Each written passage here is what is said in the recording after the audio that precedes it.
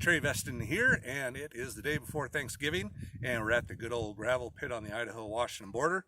It's a brisk 38 degrees, and a lot of traffic because everybody's heading over the pass to head towards Seattle to go visit family for Thanksgiving, or Seattle people are coming over here and being mad at the latte selection around here. So anyway, might be a little bit more traffic than we're used to. This is, I think, the longest time period I've been here that a car hasn't gone by, so that's nice.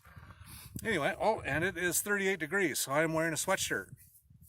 And I've got lots of natural insulation, so sweatshirt is just fine at 38 to keep me reasonably comfortable. It's my favorite one. It is the Matt's Off-Road Recovery shirt. They have a YouTube channel that is phenomenal. They have, I don't know how many hundreds of thousands of subscribers and hits, and they're just wonderful people. I was able to go down and visit them.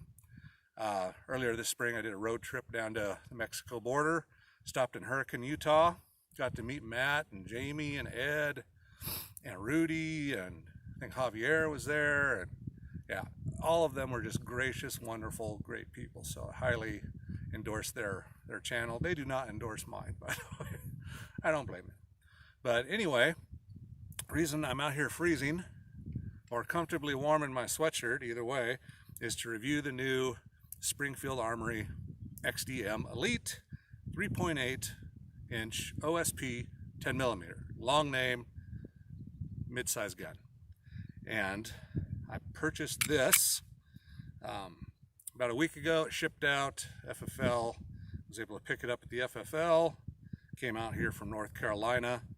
So far I like it. I like the size. It is obviously cleared and empty. I have a magazine. It's already got the first 5 rounds ready to go. We're going to start out with some accuracy testing at 25 yards. I'm going to compare it directly to my current woods carry gun, the Glock G29 Gen 4 10mm. It's also cleared. I know this gun is pretty accurate. It's reliable. I shot it in GSSF matches. It's a great little pistol, but I heard great things about this new Springfield Armory, so I want to check it out and compare the two and see which I prefer. And so with that said, let's get to it.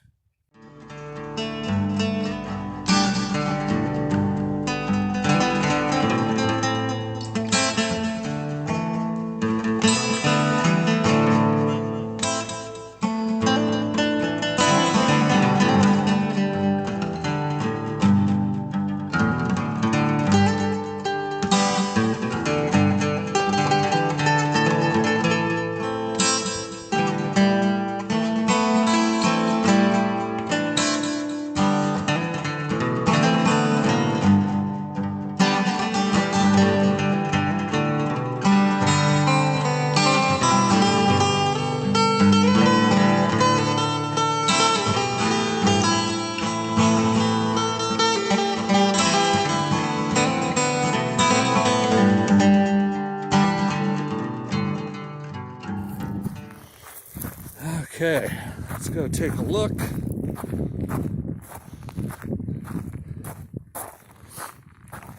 Now, Springfield Armory shots groups are on the left, Glocks are on the right. Okay, first shots, target loads. Springfield Armory, 1, 2, 3, 4, 5, all 5 there. 4 inches, not great.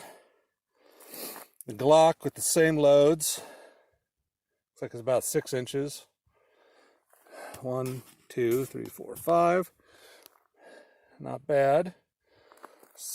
Okay, these are the full house painful loads. We got 1, 2, 3, 4, 5. If it wasn't for that stupid flyer, we'd have a nice little 1.25-inch group, but oh well, we'll keep trying. And the Glock also liked that load, and it's about 3 inches. So the groups aren't that great. I'd like to see 1.5 inches or better, but the gun's functioning. And it's weird, the Glock is snappier with the heavy hitting loads, but it's not as painful as the XD, and I think that's because the Glock has that fatter grip. So but we'll have to keep shooting. And we've got some fun redneck reactive targets out here, some soda cans. So we'll have to try shooting those and see what we can do with the two different pistols.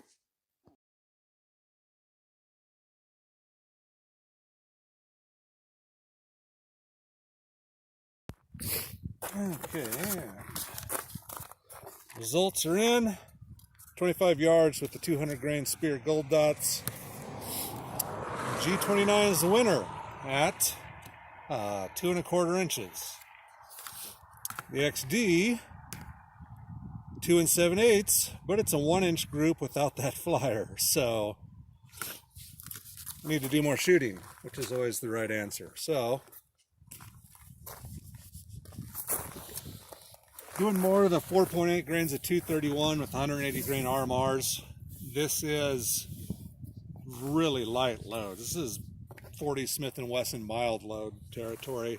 Neither gun seems to particularly like it. Groups were double in size almost with that. So let's try again. 25 yards.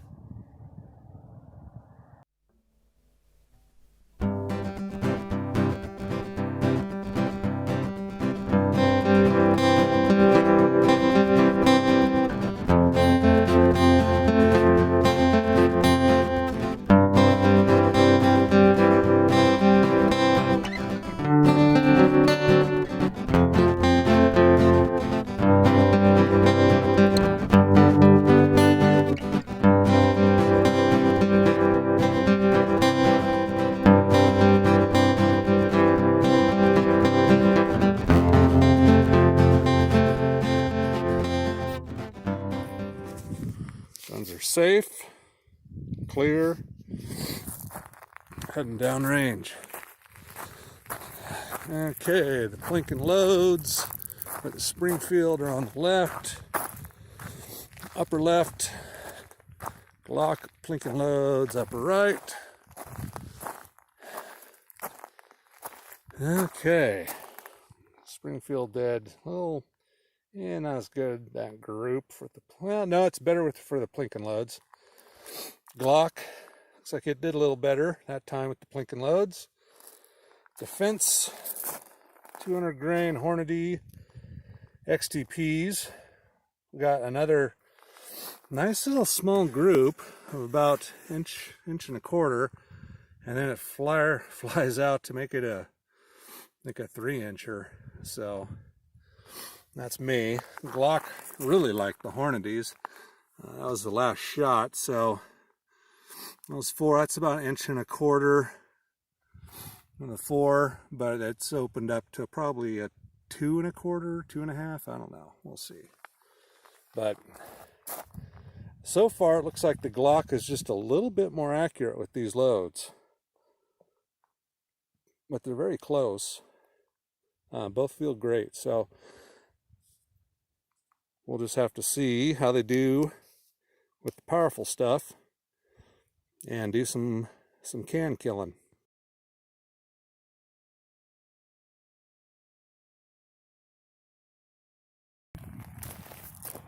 Been trying to figure out how to evaluate which pistol out of the G29 or the XDM is going to be better under speed and more accurate, easier to control. I don't have a shot timer. I don't have any fancy gadgets, so I'm just going to shoot pop cans, and we'll try to figure out a drill. Maybe I'll shoot 3 pop cans and the unmarked target there, lower target. Do that with each gun. Each pistol has 10 rounds put in it. So we'll just do 1, 2, 3, 4. I got 8 cans, so 4 cans, 1 target, that's 5 rounds. Okay, we'll do them back. Okay, yeah, I think we can make that work. So let's start shooting and see which one I do better with.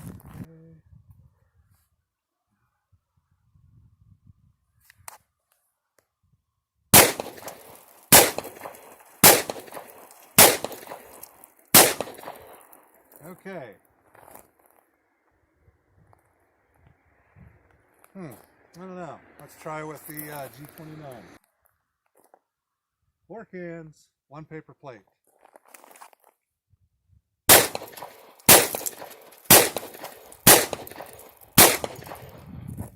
Clear. Yeah.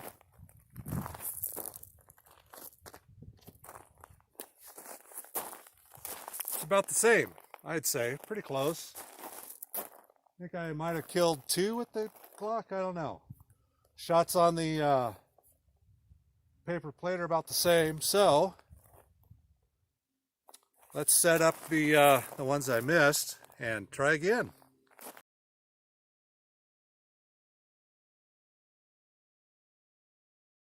Okay, round 2.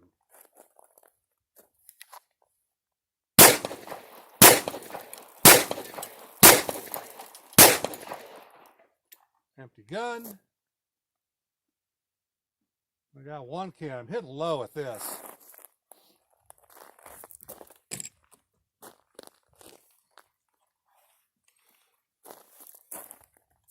Okay, Glock. 4 cans. 1 paper plate.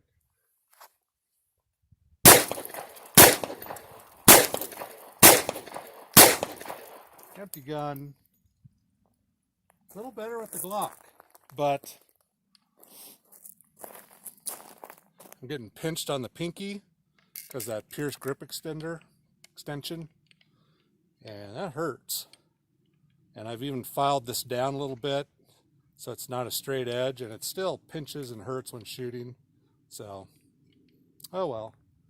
But those are the results. I'm about out of ammo. So, alrighty, see what else we can shoot. Okay, let's do some 7-yard slow fire.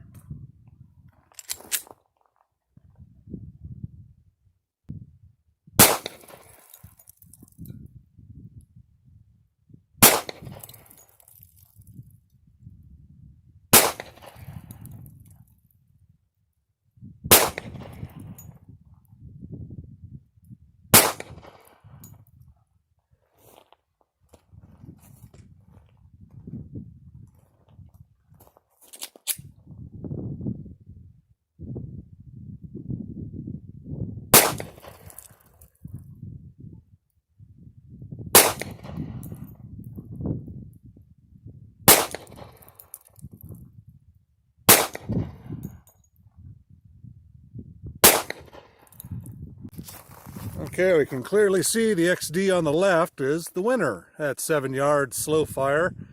That's with the low power practice ammo. Glock, I don't think that's really the Glock's fault. I think it's with the target moving, the wind, and the weird sight combo I have on it. But anyway, there you go. Okay.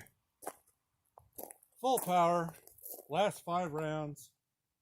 Just see how controllable it is. We'll shoot at that Pepsi can sideways.